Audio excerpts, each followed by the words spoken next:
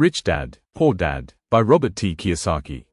There are two kinds of people in this world: those who work for money, and those who make money work for them. Robert Kiyosaki grew up with both. One was his real father, a man of principles, education, and government service. A PhD who believed in the system. He would say, go to school, get good grades, find a secure job. The other was his best friend's father, a businessman with barely an 8th grade education, but a mind trained to see opportunity where others saw risk. He'd say, learn to make money work for you. Two fathers, two belief systems, one shaped by tradition, the other by freedom. As Robert watched their lives unfold, he began to notice something odd. The educated man, the one who had studied, earned degrees, and respected authority, always struggled financially. The other, with no college degree, became one of the richest men in Hawaii. And so, the child in between them began to ask, which father was right? That question became the seed of this book. Chapter 1, The Rich Don't Work for Money. The story begins when Robert is 9. He and his friend Mike desperately want to be rich. They don't know how, but they're willing to try anything. So they make counterfeit nickels using toothpaste tubes, until Robert's real father gently explains that printing fake money is, in fact, illegal. But rather than laughing at the idea, his rich dad sees something in their curiosity. He agrees to teach them about money, but in his own way. Come work for me, he says. 10 cents an hour. Robert is thrilled, until reality hits. For 3 weeks, he works long hours in a dusty store, arranging cans, cleaning shelves, for almost nothing. Finally, he bursts into anger. This isn't fair, he says to Rich Dad. You're exploiting me. Rich Dad smiles. Good, he says. That's exactly how most people feel when they work for money. He teaches Robert the first and most painful lesson of all. The moment you think your job is your security, you become a slave to fear. People work for money out of fear. Fear of not paying bills, fear of losing comfort, fear of falling behind. And when fear drives you, you'll always chase a paycheck. Rich Dad says, don't work for money. Work to learn. Let money work for you. That one shift, from earning to understanding, is the beginning of financial freedom. Chapter 2, Why Teach Financial Literacy? Years later, when Robert earns more, he buys a beautiful home, proud, successful, grown up. But Rich Dad shakes his head. That's not an asset, he says. That's a liability. It's a shocking statement. After all, the world tells us our home is our biggest investment. But Rich Dad's logic is brutally simple. An asset puts money in your pocket. A liability takes money out. If you're paying monthly loans, taxes, and maintenance, your house is costing you, not feeding you.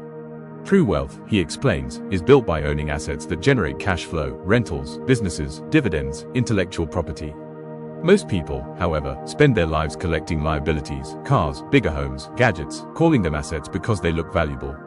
But the rich understand one quiet truth: it's not how much you earn that matters. It's how much you keep, and how hard your money works for you. Financial literacy isn't about numbers. It's about awareness, knowing the difference between what looks rich and what builds wealth. Chapter 3, Mind Your Own Business. Robert's poor dad always believed in loyalty to a job. His rich dad believed in loyalty to a dream. He would say, most people work all their lives for someone else's business. Mind your own business. In this chapter, Kiyosaki isn't telling you to quit your job. He's telling you to build something of your own alongside it, to slowly shift from being an employee to being an owner. The rich don't just earn salaries, they build systems. They use their day jobs to fund their true business, their investments. Keep your day job if you must, Rich Dad said, but spend your free time buying real assets, stocks, real estate, intellectual property. Because one day, you'll need your money to work harder than you can. Every hour you spend working for someone else is rent you pay for survival. Every hour you spend building assets is rent you pay for freedom. Chapter 4, The History of Taxes and the Power of Corporations. Most of us think taxes are inevitable. We sigh, we pay, we complain, and we move on. But Rich Dad had a different view. He said, the rich don't evade taxes. They use the system better than anyone else. When taxes were first introduced, they were meant only for the wealthy. The public supported them, believing it would close the gap between rich and poor. But soon, the middle class became the real payer, while the rich, armed with knowledge, adapted.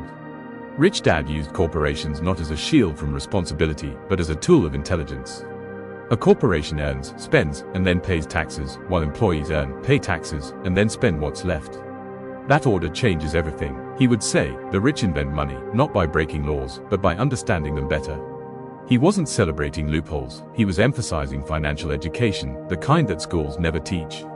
Because while most people study history, literature, and math, the rich quietly study money. The result? One group works harder, the other works smarter. Chapter 5, The Rich Invent Money. When opportunities don't knock, the rich build a door. Kiyosaki recalls how his rich dad taught him to see opportunities that others ignored. Money, he said, isn't scarce. Awareness is. The problem, rich dad explained, isn't the economy. The problem is your fear and cynicism. Most people wait for the right moment. The rich create it. In the 1970s, Robert found himself broke again, but this time, he had the mindset of his rich dad. He looked around and saw what others didn't: foreclosed properties selling for pennies. He bought 1, then 2, then 5. Within months, he was earning passive income. He didn't wait for opportunity. He manufactured it, with courage, knowledge, and timing. And that's what this chapter truly teaches. It doesn't take money to make money. It takes creativity, education, and action. Fear and doubt are expensive emotions. They cost you far more than money ever could. Chapter 6. Work to learn, don't work for money. Rich Dad always pushed Robert to explore new skills, not better paychecks. He'd say, don't specialize too early. Learn sales, marketing, accounting, leadership. The real world runs on those. It's a painful truth. Schools train us to be employees. The world rewards those who think like entrepreneurs. Kiyosaki himself once worked for Xerox, not because he loved selling copiers, but because he wanted to learn how to sell. He didn't chase salary, he chased skill. He discovered that financial independence isn't a destination, it's a skill set. And that skill set includes communication, leadership, and courage. Every job, even the most ordinary one, can be a classroom if you stop asking, how much will I earn, and start asking, what will I learn? That's how ordinary people grow extraordinary. Chapter 7. Overcoming obstacles. So, if financial freedom is possible, why don't more people achieve it? Because between where we are and where we want to be, stand 5 invisible walls. Fear, the fear of losing money. Cynicism, the voice that says, it won't work. Laziness, not the kind you see, but the kind hidden behind, I'm too busy. Bad habits, like spending first, saving later. Arrogance, assuming we already know enough. Fear is the biggest of them all. Even the rich lose money. They just lose differently. They learn, adjust, and keep moving. Rich Dad said, winners aren't those who never fail.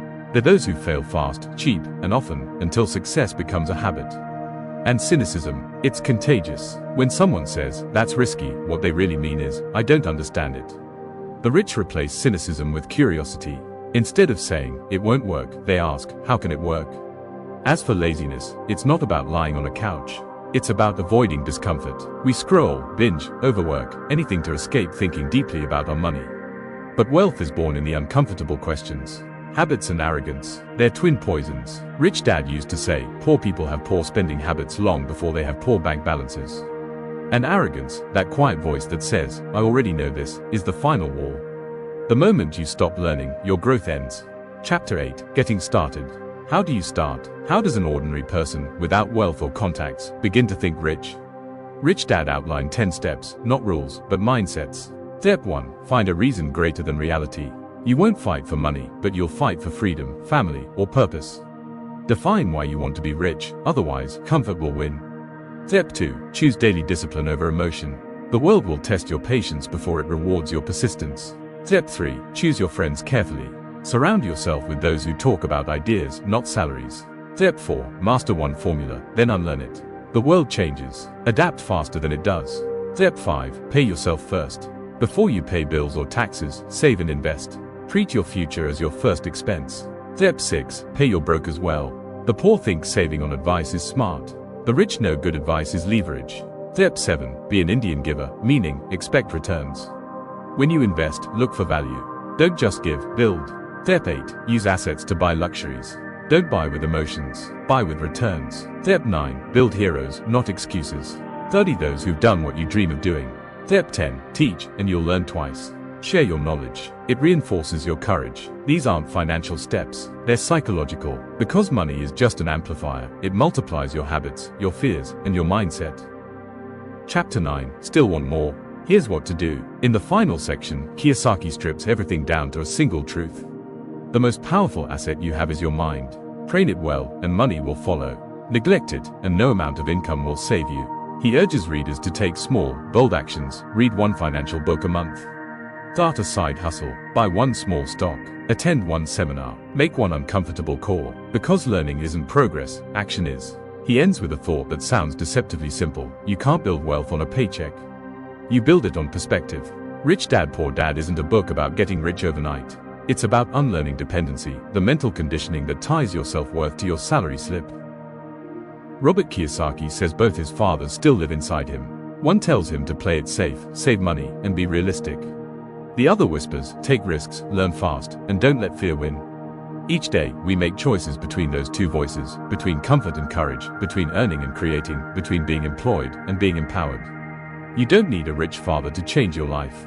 You just need to think like one. Because money doesn't define you. But how you think about money, that shapes everything. So the next time you walk into work, ask yourself quietly, am I working for money, or is money working for me?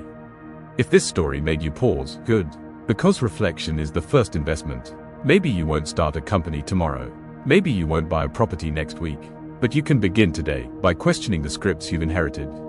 Money is not the goal. Freedom is. And freedom starts with awareness. So go read, go learn, go act. And if you haven't already, go grab a copy of Rich Dad Poor Dad. Let it challenge you. Let it irritate you. Let it wake you up. Because once you learn how money truly works, you'll never work for money again.